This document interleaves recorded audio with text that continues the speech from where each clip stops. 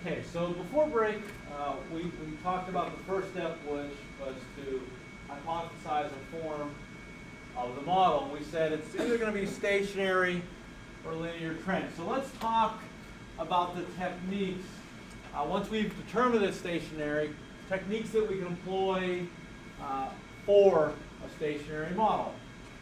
And as we know, in a stationary model, the mean value of the time series is assumed to be constant. We're assuming that it's oscillating around some average value. It's going up, it's going down, but it's really the same over time. So the general form of this kind of model is y sub t, where y is the value at some time period t, is equal to some unchanged mean value, which is beta sub 0, plus a random error. That would explain the oscillation, but we can't predict the random error, so we're really just going to try to predict the beta. Okay? So the first technique that we are going to use is called the last period technique. Okay, the last period technique. I really don't need to go into much explanation of this, but in the last period technique, if we're trying to forecast week 53's demand, we say, well, whatever it was for week 52 is my forecast for week 53. Whatever it was, the value, the actual value was last period is my forecast for the next period. And it's used in a lot of different things. Your budget for this year is whatever you spent last year. Have you ever seen that model might be used in your business? Order, what do we sell this last week? Well, that's our forecast for what we're going to sell this week. And it's very effective, simple, straightforward, but still very effective. Okay? Now the drawback with the last period technique is that it only uses one period. So I have all this data. I have 52 weeks worth of data, 10 years worth of data, whatever it might be, and all we're drawing upon is the last value, which may be fine, but there are other methods that build into effect other values. And the first one is called the moving average method. And all this method is we determine how many periods we want to go back. Sometimes 3, sometimes 4, sometimes 6. And we take an average of those values. So if I had something like this, might as well put up something here. If I have, let's say I have 6 weeks worth of data.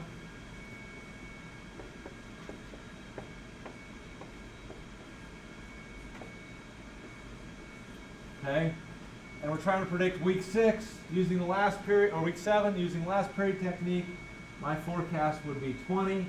If I was trying to predict using a 3-week moving average, I would average the last 3 together. So 20 plus 15 plus 10 gives me 45.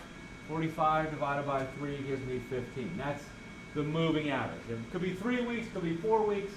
And I'll show you how we determine that later. Okay, so that's all the moving averages. Now the third technique is something called the weighted moving average. And it's the same as the moving average, except I recognize that what happened last period probably has more of an impact on this week than something that happened 2 weeks ago, or something that happened 3 weeks ago. So instead of just doing a plain average, I'm going to predict using a weighted average. And a lot of times, the weights, well, always, the weights are descending. So they always add to 1. They're always between 0 and 1. And they're always descending. So we're going to give 60% of the weight to the last period, 30% to the time before, and 10% to the period before that. So 6, 3, 10, 60%, 30%, 10% adds to 100%. They're all descending. They're all between 0 and 1. So 60% times 20 would be 12. This is going to be 4.5. This is going to be 1. So using this method, the 3-week moving average with weights of 60%, 30%, and 10%, I would get 17.5. So these are really straightforward. Not very difficult, right? You guys could do these pretty simply.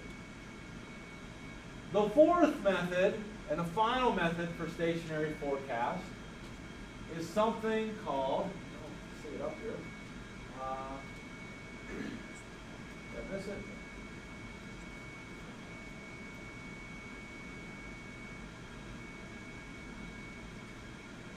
that is called exponential smoothing. There it is. The exponential smoothing technique is also used for stationary. And it doesn't just consider, you know, the last period only considers the last period. The 3-week moving average only considers the last 3 weeks. It considers all the previous values in something called an iterative fashion. Okay? All the previous values of historical data are embedded into the forecast. What it does is it uses something called a smoothing constant. And the smoothing constant is denoted by alpha. Okay? Alpha looks like a little sideways, looks like this. Okay, that is alpha. Almost like half a lemon scale. Right? So that is alpha. The smoothing constant alpha is always between 0 and 1, okay, or 0 and 100%. It's a percent. And what it determines is how much weight to give to the current period actual value and how much to give to the forecast. And I'm going to show you that in a second. But I think it makes more sense if we go through a forecast. But a couple things to note from this. It's an iterative technique. It starts at the very beginning and works down to week 7. It uses something called the smoothing constant, alpha, to generate forecasts. And generates the forecast for week 2, then week 3, then week 4, then week 5, then week 6, the whole way down to week 7. So it involves all the previous values. All right, so those are the 4 methods. Let's employ those 4 methods. So let's go back into Excel. And let's bring up our Yoho data, which we've already determined is stationary.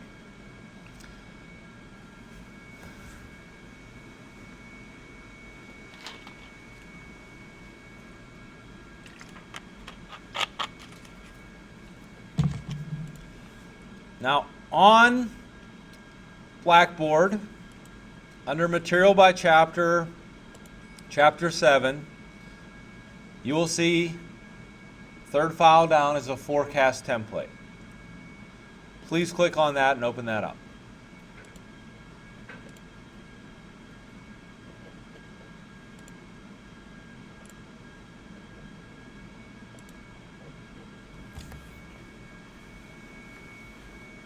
There's multiple tabs on it for various forecasting techniques. There is no tab, you can tell, for last period technique because it's so simple you do not need anything for that. If I were to look at my data, let's go back to my data. Quite simply, what would your forecast for week 53 be using the last period technique? You would forecast 484. Okay. Let's take all this data and copy it. So let's go and take from A2 to B53. So copy both columns. You don't need the labels, but copy from A2 down to B53. So highlight that and copy it.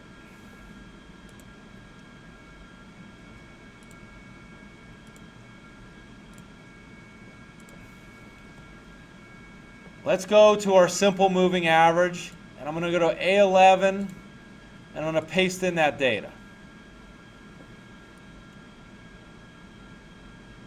It's under the simple moving average spreadsheet in that workbook.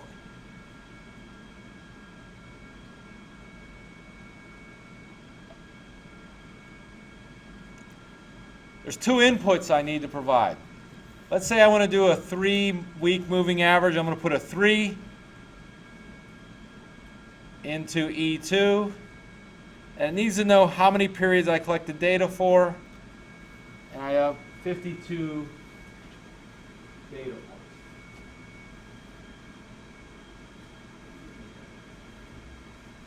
What's that, Tyler? Yours isn't working? You on the simple moving average spreadsheet?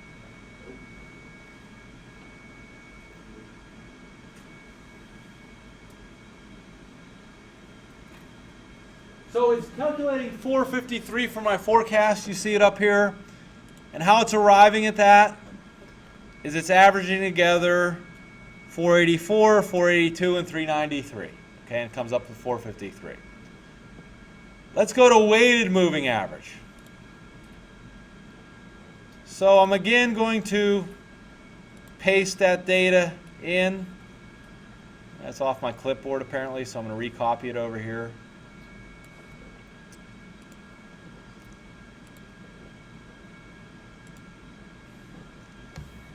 And I'm going to copy my data into, looks like A12 at this point. So just my period and my values.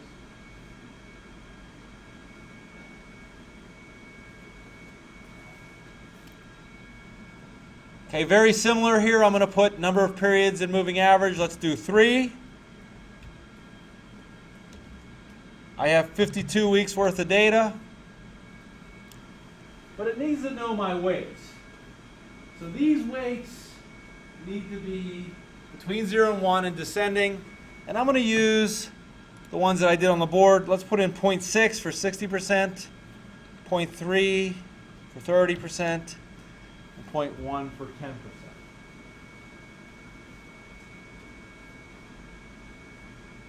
So given this, my forecast for time period 53 is 474. And the way that was arrived at via the spreadsheet is it said 60% times 484, 30% times 482, plus 10% times 393, added those together, and we got 474.3. Pretty simple. Let's go to the last forecasting technique. So I'm going to again copy my data because I need it again. And I'm going to go over to exponential smoothing and copy that in. It looks like A9 at this point.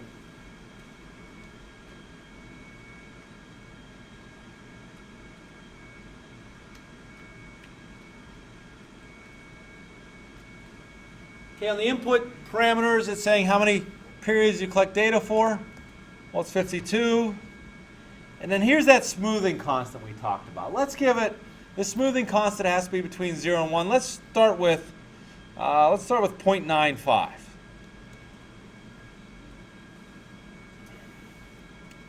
So we'll give it a smoothing constant very close to 1. And remember I said this was iterative. Okay, so what's happening here is it's going back the whole way to time period 1. Okay, and it's saying, okay, 415, and it's saying, to come up with this forecast for time period 3, it's saying multiply the value for time period 2 times 95%, and the forecast for time period 2 times 5%. And I get 244.95. Where it gets the 342, it's saying multiply this value by 95% plus this value times 5%, and I get 342. Where it's getting the 275, it's taking the smoothing constant, 95% times 272 plus 1 minus the smoothing constant, or 5%, times 342, it's getting 275. So what I want you to know, if the smoothing constant is high, where is this forecast value following closely? It's not really smooth, is it? It's following the jump around here. Okay, 236, 244, 348, 342, 272, 275. See how it's, the forecast is following closely the value? Now if I make that smoothing constant small, make it 0.005.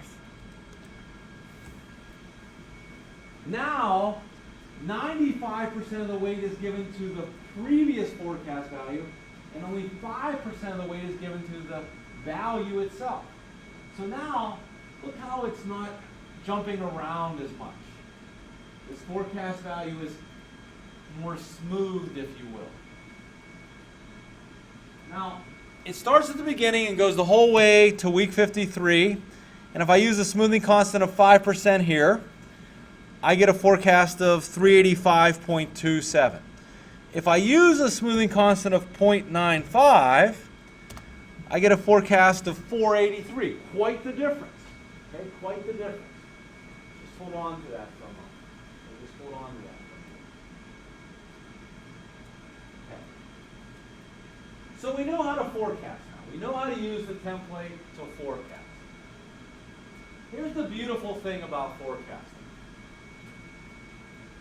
I want to know how good of a forecast this is. Not only do I want to prepare a forecast, but the person that I give the forecast to, I want to tell them how good of a forecast I'm giving. How can we do that? How can we assess how good the forecast is?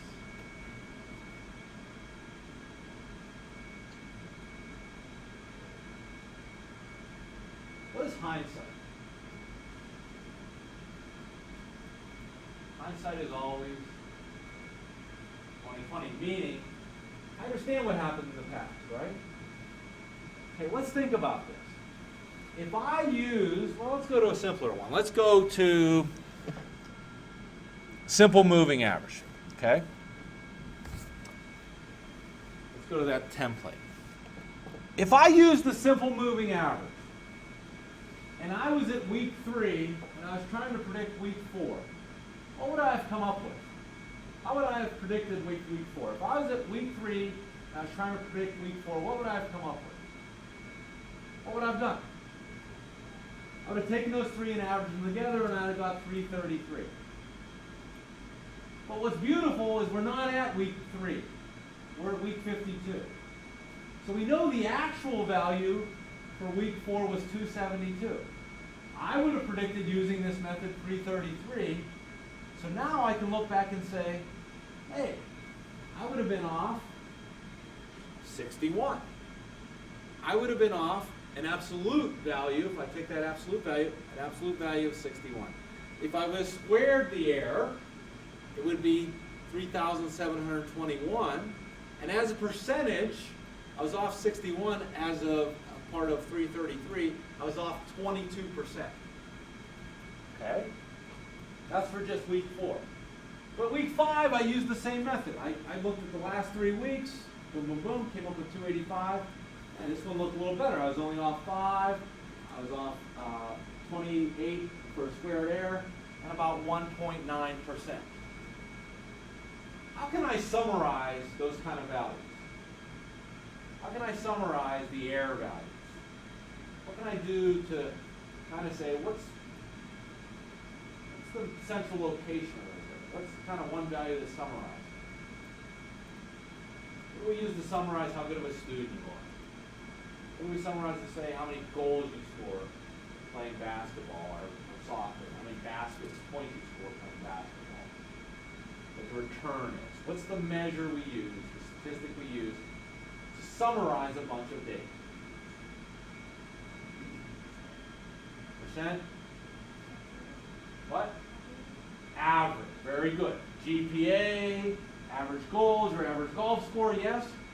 So, what we can do is we can say, hey, if we had used this forecasting technique in the past, what would our average error be? Right? Here's what our error would have been if we used this forecast technique. Take all these and calculate out the average error. Take these and calculate the average percentage error. We have those measures. They're called measures of the forecasting technique, not measures of performance for the forecasting technique. And here they are. They're up here in this little box. It tells us if we use this method, we would have predicted 453. And let's take a look at what these mean. The mean absolute deviation. Mean means average, right? Mean is equivalent to average. The mean absolute deviation is 92. Our average that we're off using this method is 92, which sucks, right? If I'm trying to forecast things around 400, 92 is not great. The mean absolute percentage error, the average that I'm off, is 26%. That's not so good either. Okay. The LAD stands for largest absolute deviation. Like, what's the worst forecast I ever had using this method? Well, apparently 1 week I would have been off 274. That's awful. Okay. And the MSE stands for the mean squared error. When I square something, what do? I make it positive and I blow it up, right? I amplify it. In all these cases, bigger numbers are worse, right? The higher the error, the average error, the worse the technique. Yes? Does that make sense? So if I use a 3-week moving average, okay, I get, let's focus on the MAPE. It's called the mean absolute percentage error. I'm usually off 26.8%. Does that get better if I go to 4 weeks? Did it get better? It went down to 25%. Yeah, it gets a little better, not a lot. What if I go to 6 weeks? Does it get better? It doesn't look like it got better. It's still at 25%. Okay? But let's think about it for exponential smoothing. Okay, if I use 0.95, on average I'm off 32%. If I use 0.05, on average I'm off 25%, which is better. If I use 0.21, I'm off 25.8%. Well, how do I know what's the best smoothing value to use? How can I pick the best optimal smoothing value? What tool do we have that picks the best?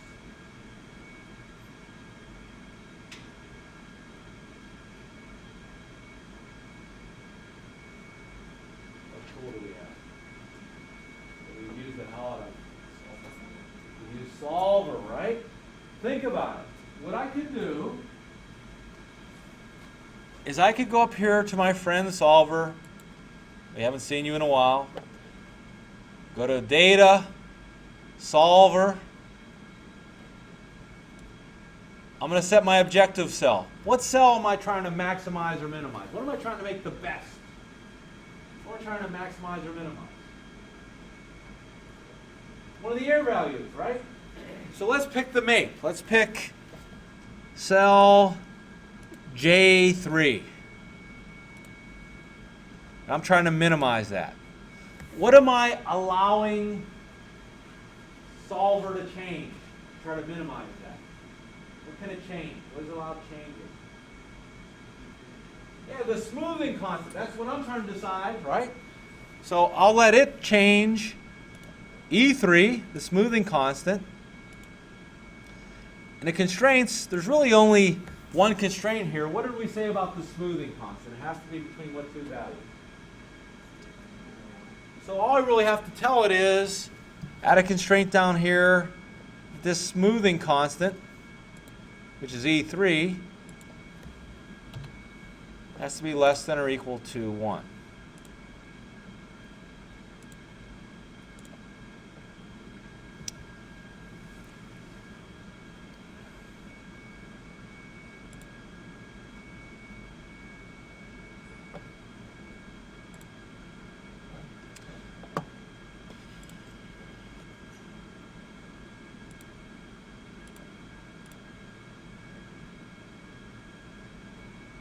Okay. This one's not linear, so we have to do a little different technique. Down here under select solving method, I'm going to change it from simplex LP to GRG nonlinear because it's not linear. And I click solve. It says solver found a solution. All constraints and optimality conditions are satisfied. And it says, hey, looking back, historically, your best smoothing constant value would have been 0.06181. So more smooth than not smooth.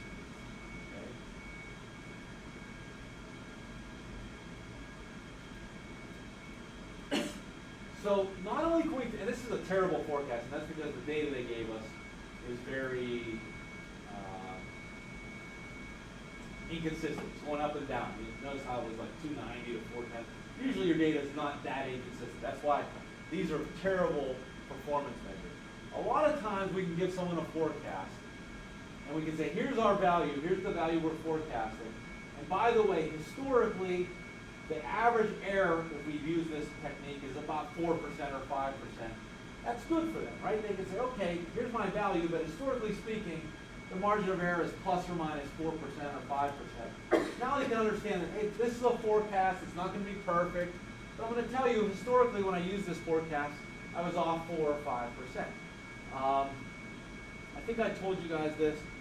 I did a forecast for St. Francis University to forecast the size of our first-time incoming freshman class. Okay? And it had a MAPE of about 4%, which is pretty damn good, right? Because that's our revenue, right? If I'm able to forecast how many incoming freshmen we're going to get to within about 4%, that's good because that helps us set our budget for the next year. Can we spend money? Can we hire faculty? Can we hire staff? All those things. So this is where these things are very valuable. If we can use past information to predict future information to within 4 or 5, 6%, well, that's knowledge, and knowledge is power, of course. Okay. How about let's look at, well,